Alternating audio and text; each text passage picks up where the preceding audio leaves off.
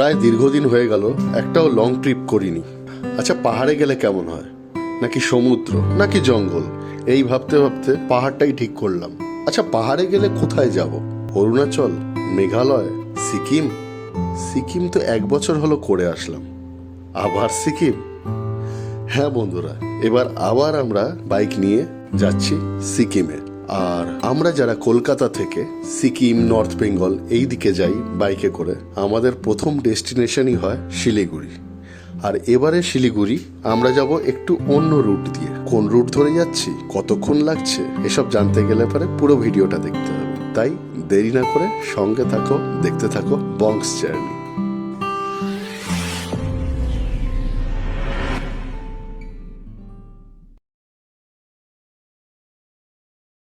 Hello friends, এখন আমরা রয়েছি প্যারাডানকুনি। এটা ডানকুনি থেকে ডান দিকে আমরা ওল্ড দিল্লি রোড ধরে যাচ্ছি, মগরা হয়ে যাব। তো আমাদের আসতে এখানে প্রায় 2 ঘন্টা লেট হয়ে গেছে। রাস্তার ভিডিও আর করিনি, ওই কারণে প্রচণ্ড জাম ছিল। বাট একটা জিনিস দেখাই, এ দেখো আমার পেছনে আরসিএস থেকে রাহুল রয়েছে, তন্ময় রয়েছে, সৌরভদা রয়েছে, এরা প্রত্যেকে রয়েছে। আরও 2-3 জন ছিল, বাট অনেকের বাড়ি দূরে, তারা ওই জন্য বেরিয়ে গেছে, যে আসতে দেরি হওয়ার জন্য। প্রত্যেকে আমাকে চিয়ার আপ করতে এসছে, আমাদেরকে চিয়ার আপ করতে এসছে। তো হ্যাটস অফ ওদেরকে। আর এখান থেকে আমরা স্টার্ট করে এখন সোজা ফার্স্ট হল্ট নেব কৃষ্ণনগর। তো দেখা হচ্ছে তোমাদের সাথে মোটো ব্লগ সেট আপে। তো এখন কিলোমিটার হচ্ছে, ঘর থেকে যখন বেরিয়েছি 23,800 ছিল, ঠিক আছে? তো আমাদের স্টার্টিং 23,800। তেল ভরেছি এখন জাস্ট 780 টাকা 38 পয়সার তেল ভরলাম ফার্স্ট। তো বন্ধুরা, পেট্রোল পাম্প থেকে তেল ভরিয়ে নিলাম। এখানে আমাদের আরসিএইচ কমিউনিটির তরফ থেকে অনেকে এসেছিলেন আমাদেরকে চিয়ার আপ করার জন্য, সিকিম রাইডের শুভেচ্ছা জানানোর জন্য। আমার বাইকে আরসিএইচের তরফ থেকে একটা ফ্ল্যাগও লাগিয়ে দিয়েছে তন্ময়। অ্যান্ড প্রচুর কি ছিল, সোনপাপড়ি বা বিস্কিট বা চকলেট আমি জানি না, এক গাদা, মানে কোনো মানে হয় না। তাও এত এম্বারেসিং, ভর্তি প্যাকেট নিয়ে গেছে, অথচ চায়ের পয়সাও আমাকে দিতে দিল না। ঠিক আছে, কতটা এম্বারেসিং, বাট এটা ভালোবাসা, আমি না করতে পারলাম না। তো এখন বাজে 10:55, মানে 11টাই ধরে চলো। তো এখান থেকে মোটামুটি 16-17 ঘন্টার জার্নি। 8টার সময় স্টার্ট করার কথা ছিল, কিন্তু প্রচণ্ড জাম। ঘর থেকে বেরোলাম, বেরোনোর পরে রাস্তা এত জাম ছিল আর ব্লক করতে পারিনি, কি দেখাবো জাম। তারপর তো পেট্রোল পাম্পে আসলাম ডানকুনির এখানে, অ্যান্ড লাস্টলি স্টার্ট করেছি। চলো, রাস্তায় রাত্রিবেলা কিছুই দেখানোর নেই, যেখানে যেখানে যেমন যেমন দাঁড়াবো সেই সময় ব্লগগুলো করব, আর তোমাদের সাথে কথা হচ্ছে।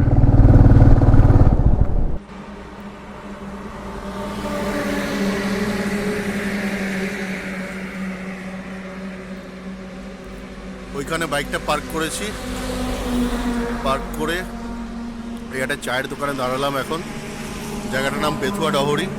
আমরা সেই ইয়ে থেকে শুরু করেছি, ডানকুনি থেকে শুরু করেছি, এই বেথুয়া ডহরিতে ফার্স্ট হল্ট। তো এখন চাটা খেয়ে 10-15 মিনিট রেস্ট নিয়ে বেরোলাম। ঘড়িতে বাজে 2:40 বেথুয়া ডহরি থেকে। এখান থেকে দেখো আর মোটামুটি 450 কিলোমিটার আমাদের যেতে হবে শিলিগুড়ির জন্য। এটা হলো আজকের জার্নির প্রথম টোল প্লাজা। আর বহরমপুর বাইপাস এখান থেকে দেখাচ্ছে 50 কিলোমিটার মতো। তো আপাতত লেফট সাইডে লেন খুঁজছি, বাইক লেন, যেটা দিয়ে বেরোতে পারবো। হ্যাঁ, পেয়ে গেছি।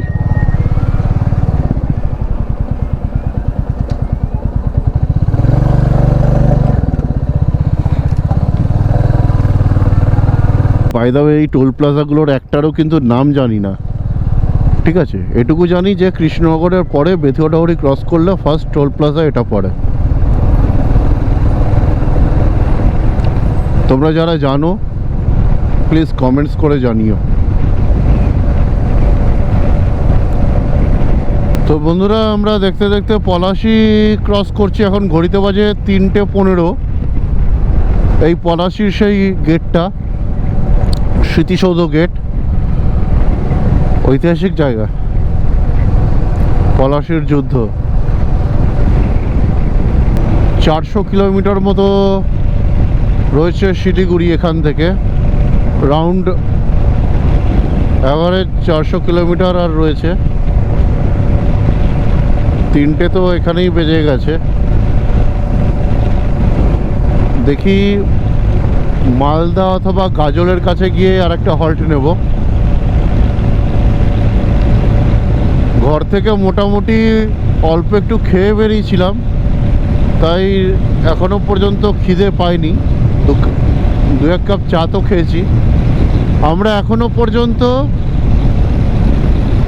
সেই যে ডানকুনি থেকে ছাড়লাম ওই 11টা নাগাদ, তারপর এখন বাজে 3টে, অলমোস্ট গাড়ি কন্টিনিউ চালিয়ে গেছি। সব মিলিয়ে টোটাল জার্নিতে মোটামুটি 1 ঘন্টা 10-15 মিনিট মতো অল টোটাল মিলিয়ে রেস্ট নিয়েছি।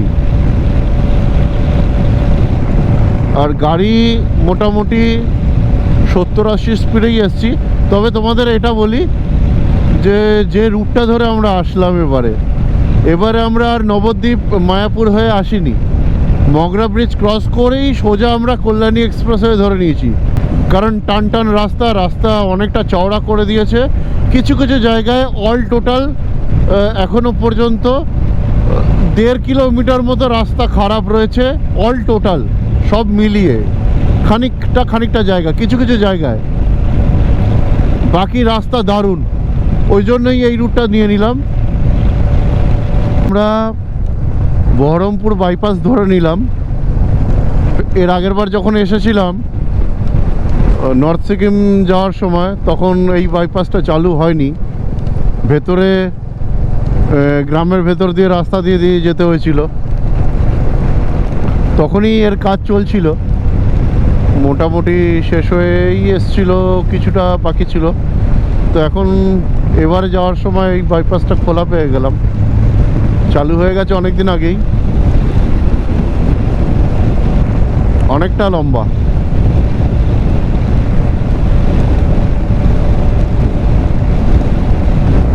ঘড়িতে বাজে এখন 3:45, আর মোটামুটি হালকা ফুলকা বুন্দাবুন্দি হচ্ছে। গাড়িটা টেনে যাচ্ছি কন্টিনিউ, কারণ এখানে দাঁড়ানোর কোনো জায়গা নেই, নাহলে রেল লাইনারগুলো পরে নিতাম, কিন্তু কোথাও দাঁড়ানোর জায়গা নেই, তার থেকে টেনে দেওয়া ভালো। যদি বৃষ্টিটা একটু বেশি হয় তখন কোথাও দাঁড়িয়ে পড়তেই হবে, কিছু করার নেই।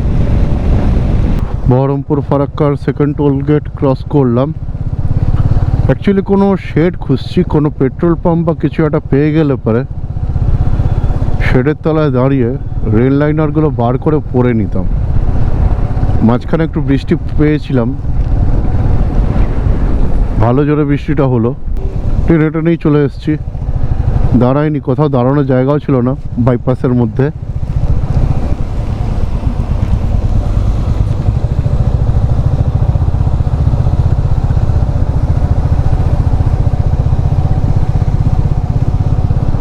এখন ওই জন্য রিস্ক নিতে পারছি না। দেখতে পাচ্ছ, যদি ক্যামেরা জাস্টিফাই করে এই রাত্রিবেলা, পুরো রাস্তাটা ভিজে। গোপ্রতেও বোধহয় জল টল লেগেছে কিনা আমি জানি না, দেখতে হবে কোথাও একটা দাঁড়িয়ে। সেরকম পেট্রোল পাম্প এখনো পর্যন্ত পাচ্ছি না। ফ্রেন্ডস, এখন দেখো রেল লাইনার পড়লাম আবার পাপ্পুদা ধাবাতে এসে। চশমা টশমা সব খুলে রেখে দিয়েছি। এখানে প্রচণ্ড বৃষ্টি হয়েছে, ওই জন্য রিস্ক নিলাম না। এতক্ষণে আমাদের ফারাক্কা পার হয়ে যাওয়ার কথা, বাট ফারাক্কা ক্রস করতে পারিনি, কারণ এই বারে দাঁড়াতে হচ্ছে, বারে ড্রেস। একবার উইন্টার লাইনার পরলাম, তারপর আবার সব রেল লাইনার পরলাম, এইভাবে যাচ্ছি। ফারাক্কা এখান থেকে 80 কিলোমিটার মতো রয়েছে। তো চলো আবার স্টার্ট করি। 4:40 বাজে, পাপ্পুদা ধাবা দিয়ে বেরিয়ে যাচ্ছি।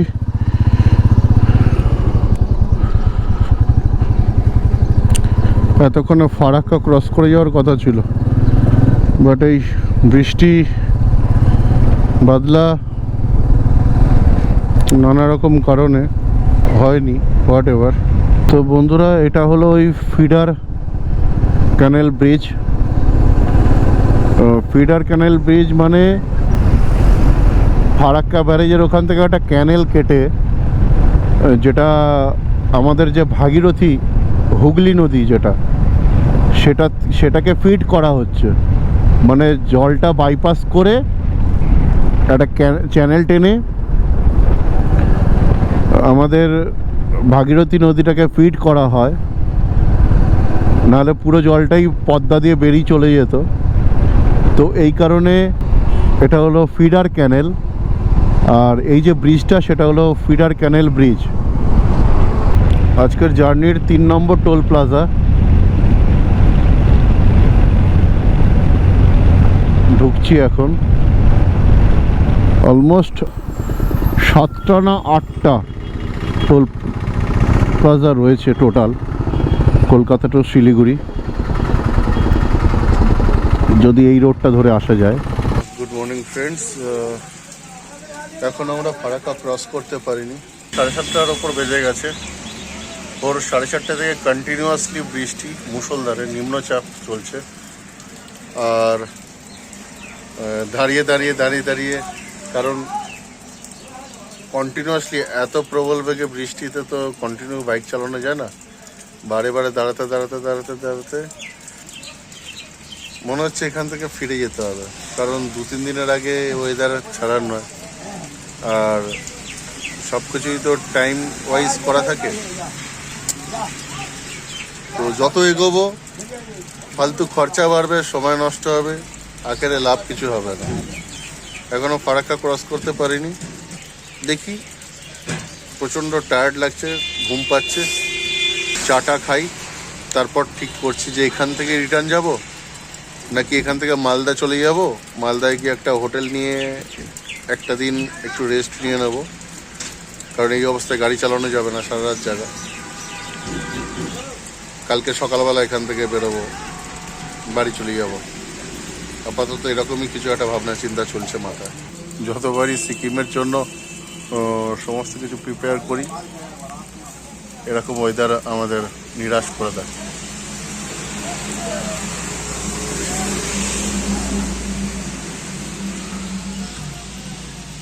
সমস্ত রকম গার্ড পরে নিয়েছি, কিন্তু এগেন একটা লিমিট থাকে, তারপর কিন্তু কোনো গাড়ি আর কাজ করে না। 2 hours later. তো ফ্রেন্ডস, এখন ঘড়িতে বাজে 9:10, আর বাড়ি থেকে অলরেডি 350 কিলোমিটার চলে এসেছি। সবে বৃষ্টিটা লেগেছে, মুষলধারে বৃষ্টি হচ্ছিল।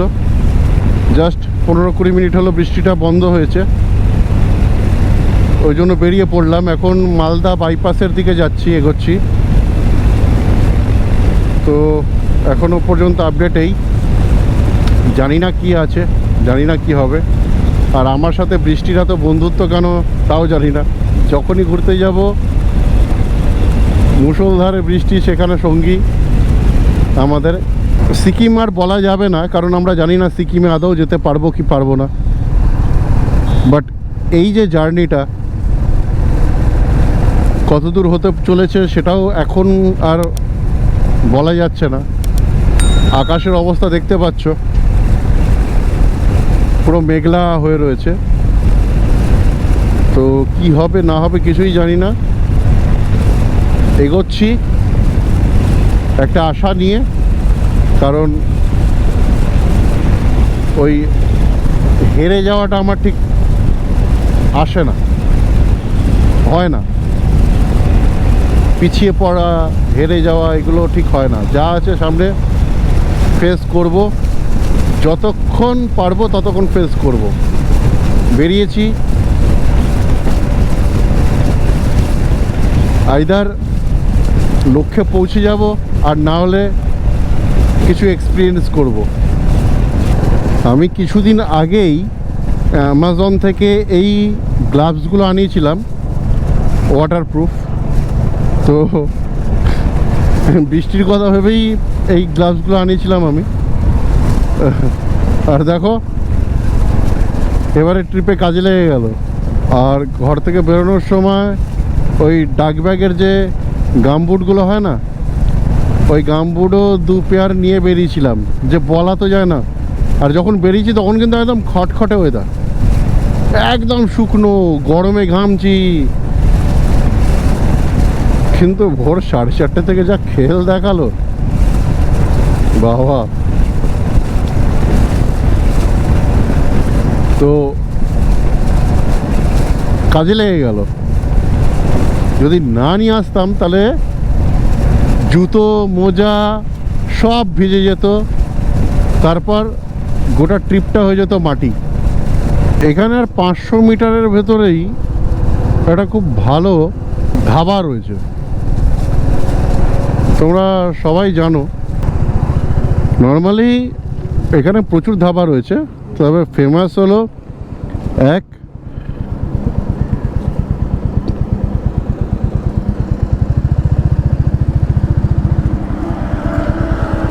পপ্পুদা ধাবা, আর এটা হলো পরদেশি ধাবা।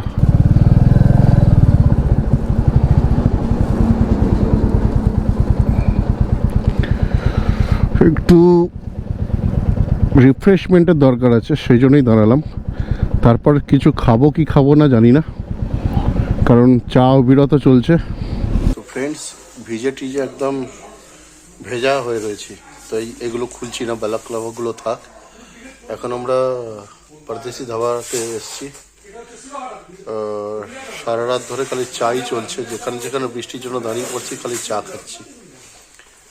আর খিদেও পেয়েছে প্রচণ্ড। তো এখন এখান থেকে পুরি থালি অর্ডার করলাম পরদেশি ধাবাতে।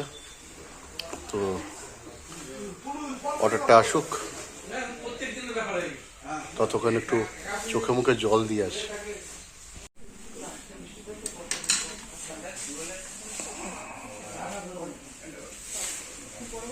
তো আমাদের ব্রেকফাস্ট চলে এসছে।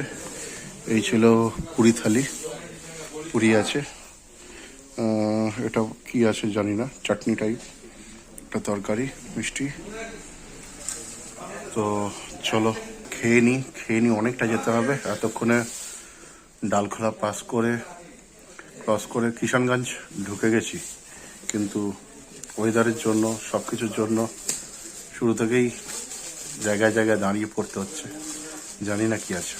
Friends, breakfast complete, now we have to leave.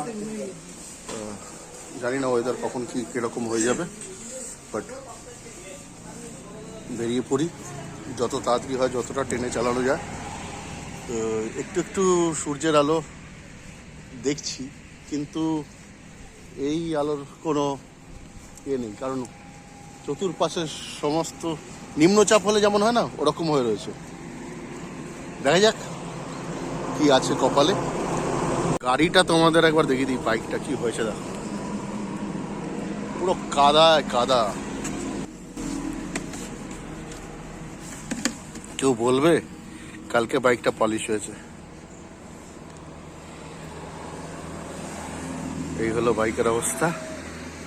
চলো এগোনো যাক। ওয়েল বন্ধুরা, ফারাক্কা যখন ক্রস করছিলাম, ফারাক্কা রায়গঞ্জ যে টোল প্লাজাটা, ওইখানে গোপ্রোটা ভেতরে রেখে দিয়েছিলাম। তখন প্রচণ্ড বৃষ্টি হচ্ছিল, মানে 3 নম্বর টোল প্লাজাটার কথা বলছি। এটা হলো আজকের ট্রিপের 4 নম্বর টোল প্লাজা। যথারীতি আমরা বাইকের লেনটা ধরেই বেরিয়ে যাব।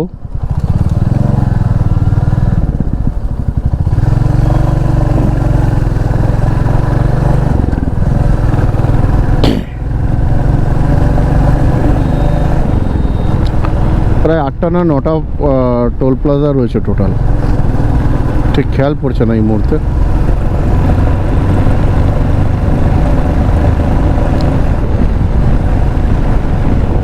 ঘড়িতে বাজে 10টা 20।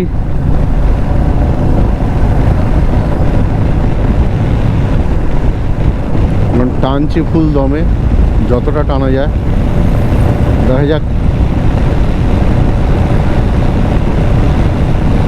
করতে পারি। রায়গঞ্জ থেকে আর ওই 8-9 কিলোমিটার দূরে রয়েছি। খুব চোখের পাতাটা বুঝে আসছিল, ওই জন্য একটু গাড়িটা সাইড করে নিলাম, বাইকটা, যেটা উচিত। চোখের পাতা লেগে আসাটা কোনো দোষের না, সারা রাত ধরে রাইড করছি। কিন্তু এরকমটা যদি তোমাদের সাথেও ঘটে, সেক্ষেত্রে ও চালিয়ে নেব এই ভাবনাটা ছেড়ে দিয়ে না, একটু সাইডে 5 মিনিট দাঁড়িয়ে যাও, চা থাকলে চা খাও, একটু গা হাত পা ঝাড়া দাও, রিল্যাক্স করো, তাতে একটু এনার্জিটাও চলে আসবে, আবার কিছুটা চালিয়ে নিতে পারবে। দেখো, চালাতে তো হবেই। তো এইভাবে অল্প অল্প অল্প অল্প দূরত্ব করে একটু রেস্ট নাও, আবার একটু দূরত্ব করে, মানে দৌড়াতে তো যাচ্ছি না, যাচ্ছি ঘুরতে, পৌঁছাতে ভালোভাবে। তো ঠিক আছে না, দেরি যখন হয়েছে আর একটু দেরি হবে, কিন্তু এইভাবে আমার মনে হয় এটা করাটাই বেটার। আমি অন্তত এটাই করি। তো এই তোমাদের সাথে একটু কথা বলে নিচ্ছি, তারপর এখান থেকে আবার স্টার্ট করব 5-6 মিনিট পরে। 5-6 মিনিট যে দাঁড়ালাম একটু শরীরটাকে চার্জ করার জন্য, এই ফাঁকে চেনটাকেও একটু লিপ করে নিলাম। চেন থেকে একটা কেমন আওয়াজ হচ্ছিল, চেনটা লিপ করার সাথে দিয়ে আওয়াজটা চেঞ্জ হয়ে গেল, এখন একদম স্মুথ যাচ্ছে। তো চলো এগোই, রোদ উঠছে, এটাই সুখবর। ভগবানের কাছে প্রার্থনা করছি যেন প্রচণ্ড রোদ থাকে, প্রচণ্ড রোদ, কোনো মেঘের চিহ্ন পর্যন্ত না থাকে, নাহলে পারে এবারের ট্রিপটাও আগের বারের মতো শুধু ভিজিট করে কোনো লাভ হবে না তা না, রিস্কিও হয়ে যায় পাহাড়ের রাস্তা। সকালে তো ঠিক করেই ফেলেছিলাম যে রিটার্ন যাব। তো ফাইনালি ফ্রেন্ডস, বলে না ঘর থেকে দেরি হওয়া শুরু হয়েছে, তো একবার দেরি হওয়া শুরু হলে পরে সেটা দেরি হতে থাকে। তো কখনো ওয়েদারের জন্য, কখনো জ্যামের জন্য, এখন এই সমস্ত এত রোদ উঠে গেছে, ভালো রোদ উঠে গেছে, এটাই এক্সপেক্ট করছিলাম অনেকক্ষণ থেকে। তো তার উপর রায়গঞ্জ বাইপাসটা বন্ধ, রায়গঞ্জ বাইপাস বন্ধ। আমরা যতগুলো বাইপাস খোলা পেয়েছি মোটামুটি অলমোস্ট সব কটা বাইপাসই খোলা রয়েছে, শুধু বহরমপুরের আংশিক খোলা, কিছুটা খোলা, কিছুটা বন্ধ, তলা থেকে ঘুরে যেতে হচ্ছে। আর রায়গঞ্জ বাইপাস একেবারেই বন্ধ, পাড়ার ভেতর থেকে যেতে হচ্ছে, কবে খুলবে জানি না। তো এটা গেল। আর সমস্ত রেল লাইনার, থার্মাল লাইনার সমস্ত খুলে ব্যাগে ভরে দিলাম, কারণ খুব গরম হচ্ছিল। তো চলো এখান থেকে যাওয়া যাক। এখান থেকে শিলিগুড়ি ওই ধরো 4 ঘন্টা মতো সময় দেখাচ্ছে, দেখি কতটা টানতে পারি।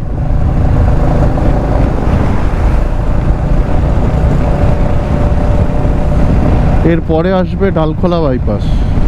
সত্যি কথা বলতে এই ডালখোলা বাইপাসটা হয়ে যাওয়াতে 3x3 6 লেন এত সুবিধা হয়েছে, অনেক সুবিধা হয়েছে। বাকিগুলোও যদি খুলে যায় না, তাহলে পরে বাস কলকাতা থেকে শিলিগুড়ি জাস্ট একটা স্টেপের মতো মনে হবে। তোমাদের এই ডালখোলা বাইপাসটা যারা যারা এর উপর দিয়ে যাতায়াত করো, বাই কার আর বাই বাইক, কেমন লাগে জানিও কমেন্ট বক্সে নিচে কমেন্ট করো। অবশ্য কন্টিনিউ এই এক প্যাটার্নের রোড, ফাঁকা রাস্তা, দুপাশে সেম সেম অলমোস্ট সিনারি, তার ভেতর থেকে এক স্পিডে আমি এগিয়ে চলেছি, এটাও সামটাইমস না বৈচিত্র্য না থাকলে পরে না বোরিংনেস আসতে বাধ্য। আর সেখান থেকে চোখ লেগে যাওয়া, একই কালো রাস্তা, একই দৃশ্য দুপাশে, একঘেয়েমি লেগে চোখ লেগে যায়। তো এর জন্য মাইন্ড ডাইভার্ট করার জন্য অনেক কিছু করা যায়। নামতা পড়া যায়, নিজের প্রিয় গান গুনগুন করা যায়, আবার যারা ব্লগ করি কথা বলা যায়। কিন্তু গোপ্রো তো আর কন্টিনিউ অন রাখা যাবে না, তাহলে তো ব্যাটারি খুব তাড়াতাড়ি শেষ হয়ে যাবে। তো বেটার অপশন গান গাওয়া, তাই না?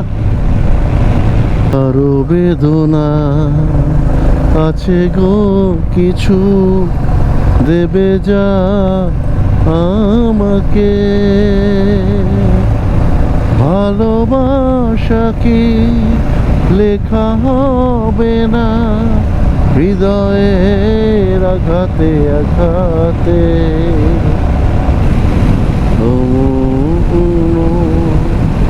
ছায়ার মতো চলো আমার সাথী হয়ে,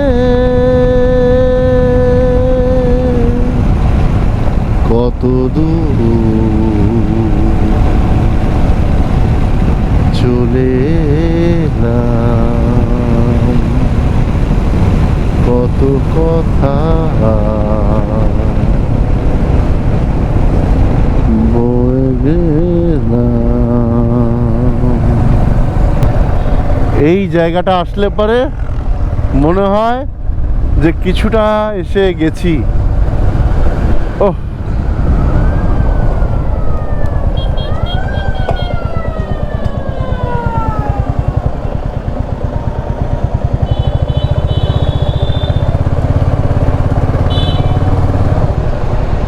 এর আগের বার যখন এসেছিলাম এই ঢালাই রাস্তাগুলো তৈরি হয়নি।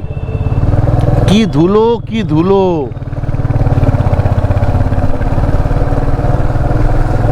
আর কি অবস্থা ছিল। এখন চলো হয়ে গেছে কংক্রিটের রাস্তা, থ্যাঙ্কস। নাহলে কিষানগঞ্জের রাস্তা শুনলে পরেই আগে আতঙ্ক হতো, আতঙ্ক।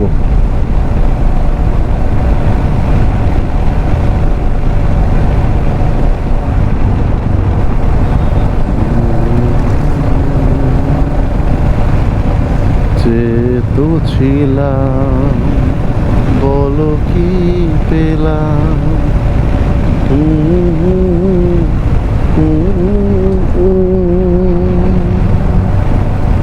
এটা হলো বিহারেরই কোনো একটা টোল ট্যাক্স, আমি নামটা জানি না, তোমরা জানলে কমেন্টস করে জানিয়ে দিও, ঠিক আছে? আমার মতো আরও 10 জনের উপকার হয়ে যাবে। আর তোমাদের একটা গুড নিউজ দিই, হয়তো অনেকে জানো, যারা জানো না তাদের জন্য। বস, কিষানগঞ্জের পর থেকে রাস্তা নিয়ে যে আতঙ্কটা ছিল ভুলে যাও। রাস্তা পুরো মাখন করে দিয়েছে, অন্তত এখনো পর্যন্ত যতটা এসছি একদম স্মুথ রাস্তা, নো পটহোলস, নো আনওয়ান্টেড বাম্পার্স, কিচ্ছু না। রাস্তা একদম সেই কঠিন রাস্তা, কঠিন। তো এই নিয়ে টেনশন করার কোনো অবকাশ নেই। তো বন্ধুরা, এই ফ্লাইওভারটা অলরেডি চালু হয়ে গেছে, যেটা আগের বছর ছিল না, কাজ চলছিল। আমার এই পাশে হলো কিষানগঞ্জ রেল স্টেশন, আর এই ফ্লাইওভারটা এটাও চালু হয়ে গেছে।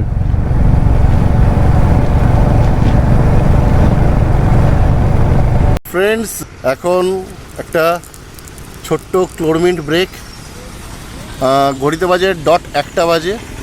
আমরা মোটামুটি ডালখোলা ক্রস করে কিষানগঞ্জে ঢুকে পড়েছি, অনেকটা চলে এসেছি। এখান থেকে আর 120-25 কিলোমিটার তো পৌঁছে যাব। আর আনন্দের খবর, এই যে আমার পেছনে দেখতে পাচ্ছ, পেছনে মামনকে বলছি না, মানে রোদটা রয়েছে, এটাই যে আশার আলো। তো চলো এগোনো যাক। ঘড়িতে বাজে 1:40 আর আমরা কিষানগঞ্জ ছেড়ে এখন ইসলামপুর বাইপাস ধরে নিয়েছি। অ্যান্ড রাস্তাগুলো দেখো, দারুণ করে দিয়েছে, দারুণ করে দিয়েছে। খুব বেশি হলে যা মনে হচ্ছে আর 1-1.5 বছরের ভেতরে Kolkata to Siliguri, Siliguri to Kolkata just যে কেউ এলেভেলে আরামসে চলে আসতে পারবে। আর মোটামুটি ম্যাক্সিমাম 12 ঘন্টার ভেতর পৌঁছে যাবে। ইসলামপুর বাইপাস ধরে ইসলামপুর চোপড়া ক্রস করে জাস্ট একটু এগিয়ে বাঁ হাতে নিলে পারেই এই রাস্তাটা পড়ে। ওই এটাও NH-27, কিন্তু এখানে ঢোকার পরেই বোঝা যায় যে শিলিগুড়ি আর বেশি দূরে নেই। ডান দিকে বাঁ দিকে এখানে পরপর চা বাগান দেখতে হবে। অনেকটা রোহিণী হয়ে যাওয়ার সময়, রোহিণী বাইপাস হয়ে যাওয়ার সময় দার্জিলিংয়ের দিকে যেমন দুপাশে দেখতে পাও না চা বাগান, এখানটাতেও দেখা যায়। এ দেখো, এ দেখো, আমার এই পাশটাতে দেখো।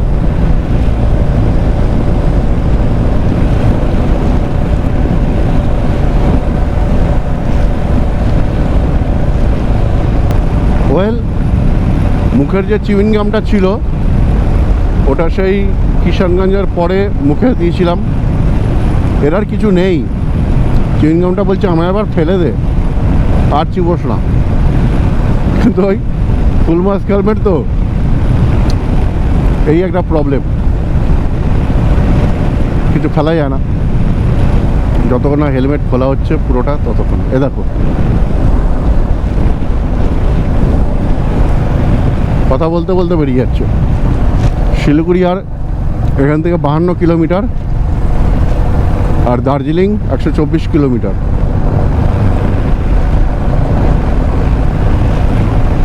আর বাগডোগরা ওই ধরো 38-35 মতো। এই দেখো,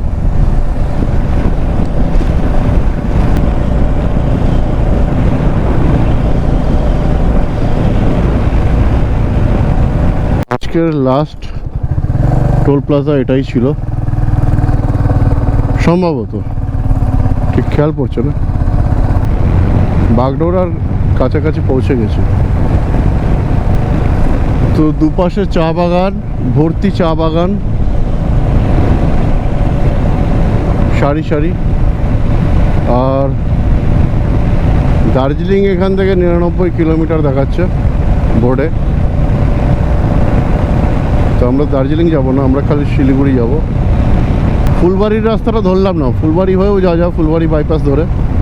বাট আগের বারে ফুলবাড়ি হয়েই গেছিলাম, অভিজ্ঞতা খুব একটা ভালো ছিল না। তো তারপর ফেরার সময় বাগডোগরার রাস্তাটা ধরে এসেছি। তো যেহেতু এক্সপিরিয়েন্সটা, প্রিভিয়াস এক্সপিরিয়েন্সটা বাগডোগরার রাস্তাটাতেই বেটার ছিল, ওই জন্য এবারে বাগডোগরা রাস্তাটাই ধরেই যাচ্ছি। ওয়েল, তোমরা যদি ফুলবাড়ি হয়ে যেতে চাও যেতে পারো, কিন্তু এই বিউটিগুলো পাবে না ওখানে। আর ফুলবাড়ি এখান থেকে 20 কিলোমিটার, আর বাগডোগরা এখান থেকে ওই 12-13 কিলোমিটার। তো বুদ্ধিমানের কাজ হবে এটা ধরেই যাওয়া। এ দেখো, বোর্ডে দেখাচ্ছে কালিম্পং 86 কিলোমিটার, আর বাকিগুলো লম্বা লম্বা লিস্ট। এখান থেকে শিলিগুড়ি আর ওই 8-9 কিলোমিটার সিগন্যাল দিয়ে দিয়েছে। চলো যাওয়া যাক গন্তব্যে। আমরা আগে থেকে কোনো হোটেল টোটেল বুক করিনি, গিয়ে হোটেলটা বুক করতে হবে। এই বালাসন ব্রিজ, বাগডোগরা থেকে শিলিগুড়ি ঢুকতে গেলে এই ব্রিজটা তো পড়বেই। নিচে দিয়ে বালাসন নদী যাচ্ছে।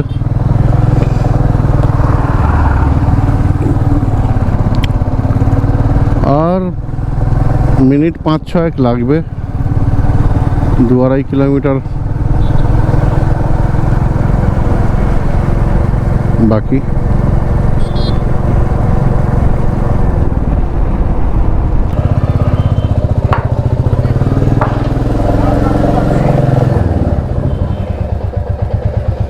সমস্ত দুর্যোগ, ঝড় ঝাপটা সমস্ত কিছু কাটিয়ে ফাইনালি হোটেলে ঢুকলাম। পরিচিত হোটেলে, বরাবর এখানে উঠি টুকটাক।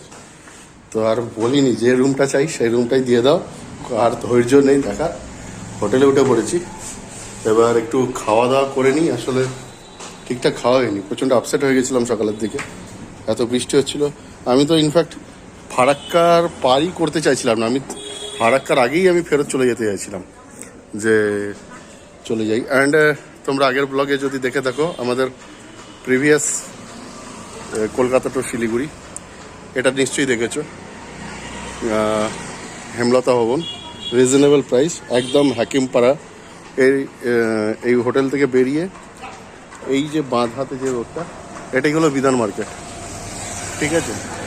আর এই হোটেলে আরও থাকার একটা কারণ হলো এই হোটেলটা আগের বার এতটা ডেভেলপ হয়নি, জাস্ট ওপেনলি ছিল, এখন ইয়ে হয়ে গেছে। খাবার দাবার দুর্দান্ত, আগের বার তো সেই এক্সপিরিয়েন্সটাই ছিল, এখন জানি না এবছর কী হবে। চলো খেয়ে নিই, খিদে পেয়েছে, চলো খেয়ে নিই, খেয়ে দিয়ে তারপর বলছি।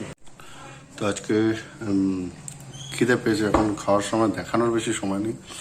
প্লেন রাইস অর্ডার করেছি, স্যালাড আছে, ফুলকপির তরকারি আছে, ডাল আছে, এখানে একটা ভাজি রয়েছে, ওখানে বাঁধাকপি রয়েছে, আর ও নিয়েছে ডিম, আর আমি নিয়েছি বরলি মাছের কি মাছটা বরলি মাছের চচ্চড়ি নিয়েছি। চলো ফটাফট খাওয়া শুরু করি। মাছে ভাতে বাঙালির সারাদিন অভুক্ত থাকার পরে, ক্লান্ত থাকার পর যদি ওইটুকুই পায়, তাহলে আর কি স্বর্গ স্বর্গ। বরলি মাছের চচ্চড়ি দিয়ে ভাত, ডাল ছিল, মুসুর ডাল ছিল, স্যালাড ছিল, দেখালাম তো তোমাদের, বাঁধাকপি, ফুলকপি, চাটনি, আলু বরবটি ভাজা, অনেক কিছু ছিল, একদম ঘরোয়া। আমি এটা এই কারণে প্রেফার করি, জাস্ট মনে হবে ঘরে কেউ রান্না করেছে, ওটাই। হোটেলে খাচ্ছি মনে হবে না আমার, ওই জন্য এই জায়গাটা ভালো লাগে।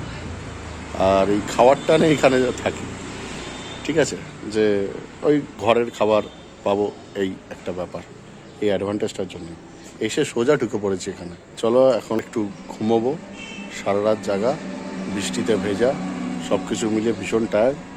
এখন ঘুমোই, অন্তত 1-2 ঘন্টা ঘুমোই, তারপর দেখছি কি করা যায়। তো ঘুম থেকে উঠেই আমরা চলে এসেছি একটু বিধান মার্কেটে, বা হংকং মার্কেট যেটাই বলো। রবিবার দিন এমনিই মার্কেট বন্ধ থাকে, এখানে টুকটাক কিছু দোকান খোলা থাকে, আর ওই স্ট্রিট ফুড কর্নার যেগুলো রয়েছে সেগুলো খোলা রয়েছে। হোটেলের ঠিক উল্টো দিকে এই জায়গাটা হলো বেসিক্যালি একটা ফুড কোর্টের মতো, ঠিক আছে। যারা শিলিগুড়িতে আসো, প্রপার একদম টাউনের মধ্যে, তো এই জায়গাটা সবাই চিনেছে। প্রচুর খাবার দাবার একসাথে থাকলে পরে ডিফারেন্ট টেস্টের খাবার যেখানে থাকবে, সেখানকার একটা অ্যারোমা, সেখানকার একটা স্মেলটাই অন্যরকম হয়। তো শিলিগুড়িতে যারা রয়েছে বা শিলিগুড়িতে যারা আসো, পার্টিকুলার এই জায়গাটা তোমাদের কেমন লাগে অতি অবশ্যই জানাবে। এটা কি খাও? পিঠে, ভাপা পিঠে। কি ভাপা পিঠে? ভাপা পিঠে, ওইগুলো তৈরি হচ্ছে। আচ্ছা, সাইজ এরকম আছে, নিয়ে যাবো। হ্যাঁ,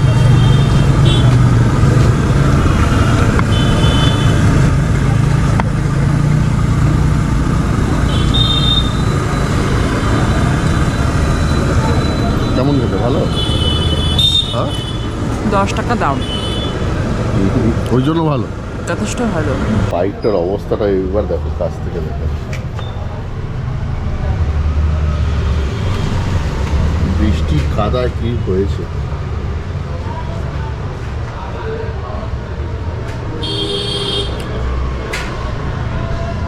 ক্রিম লেগে গেছে, ক্রিম। রুম ট্যুর সব জায়গায় দেওয়া যায় না, এ দেখো টোটাল মেসড, বাইকার্সদের যেটা হয়ে থাকে, বিছানা থেকে শুরু করে সব জায়গায় ওলট পালট হয়ে রয়েছে, কোনো রকমের ডাম্পিং করা। এখন এগুলোকে ঝটপট র্যাপ আপ করতে হবে, গুছিয়ে নিতে হবে, কারণ সকালবেলা বেরিয়ে যাব। তোমাদের চট করে সামারিটা দিয়ে দিই। আমরা এইবারে কিন্তু মগরা হয়েই এসেছি, কিন্তু আমরা নবদ্বীপের দিকে যাইনি। আমরা কল্যাণী এক্সপ্রেসওয়ে ধরে টান টান চলে এসেছি। রাস্তা একদম মাখন করে দিয়েছে, দু একটা জায়গায় কাজ চলছে, এটুকু বাদ দিলে দারুণ। সবকটা বাইপাসের ভেতরে রায়গঞ্জ বাইপাসটা বন্ধ রয়েছে, আর বহরমপুর বাইপাস আংশিক খোলা আংশিক বন্ধ, আর বাকি সব ওকে রয়েছে। তো এখন কলকাতা থেকে শিলিগুড়ি আসতে যদি ঠিকঠাক খুব বেশি টাইম নষ্ট না করা হয়, নর্মালি 70-80 স্পিডে করলেও ওই তোমার 13-14 ঘন্টার ভেতরে শিলিগুড়ি আরামসে রিচ করে যাচ্ছে। খরচা কি হয়েছে কাল থেকে দেখো। আমাদের ফুয়েল যেটা, কালকে বাড়ি থেকে বেরিয়ে আমি ওই 900 টাকার মতো ফুয়েল টপ আপ করেছিলাম। তারপরে আরেকবার আমি ওই 950 কি 980 টাকার মতো ফুয়েল টপ আপ করেছি, আপ টু শিলিগুড়ি পর্যন্ত পৌঁছে গেছি। মানে 1800-1900 টাকার মতো ফুয়েল লেগেছে, কলকাতা টু শিলিগুড়ি পৌঁছে গেছি। এই হলো খরচা। আর রাস্তায় টুকটাক চা খাওয়ার জন্য ধরে নাও ওই 100 টাকা মতো খরচা হয়েছে। 1900 প্লাস 100 টাকা, 2000 টাকা। আর সকালবেলা পারদেশি ধাবাতে ব্রেকফাস্ট করেছিলাম, ওটা নিয়েছিল 140 টাকা। আর আজকে এখানে এসে আমরা লাঞ্চ করেছি, ওটা হচ্ছে 170 টাকা। রাত্রিবেলা ডিনার করব, সেই টাকাটা। আর হোটেল যেই রুমে রয়েছি আমরা, এটা পড়েছে, যেহেতু অফ সিজনে আর অফ সিজনে খুব একটা দামের হেরফের হয় না এই হোটেলটাতে, তো আমার পড়েছে ওই 700 টাকা মতো জিএসটি নিয়ে। তো এই হলো আজকের খরচার হিসাব। আর চট করে ডিনারটা করে নিই, ডিনার করে নিয়ে সব কিছুকে আবার করে নতুন করে আমাকে লাগেজ প্যাক করতে হবে। এখন খাওয়া দাওয়া হয়ে গেছে, লাগেজ সব কমপ্লিট করে ফেলেছি, ফোন টোন সমস্ত চার্জ দিয়ে নিয়েছি। কালকে সকালবেলা আমরা এখান থেকে বেরোবো, সব কিছু ঠিকঠাক থাকলে পরে ওয়েস্ট সিকিমের দিকে যাচ্ছি কালকে। আর কালকে রাত থেকে আজকে সারাদিনে যা যা ঘটনা ঘটলো আমাদের সাথে সবটাই তুলে ধরলাম। কেমন লাগলো অতি অবশ্যই কমেন্টস করে জানিও। আর অপেক্ষা করো কালকে আরও একটা নতুন ব্লগের জন্য, আমাদের শিলিগুড়ি টু সিকিম জার্নির। অ্যান্ড ততক্ষণের জন্য গুড নাইট। বাবা রে, কি অন্ধকার! এই দেখো সিনটা, ও পুরো ফিনিশ। আমরা ওইখানটাতে আগেরবার ছিলাম। এই জায়গাটাই হলো ত্রিবেণী অ্যাডভেঞ্চার ক্যাম্প, এখানে হতো। জায়গাটার নাম ত্রিবেণী। এটা হলো দার্জিলিংয়ের পাহাড়। আমরা এখন সাউথ সিকিমে দাঁড়িয়ে আছি, আর ওই কালিম্পং থেকে আসলাম। ভাইচুং স্টেডিয়াম, আচ্ছা সিকিমে ভাইচুং ভুটিয়ার স্টেডিয়াম। ভাইচুং ভুটিয়া এখান থেকে, মানে সিকিমের ছেলে জানি, নামচি থেকে।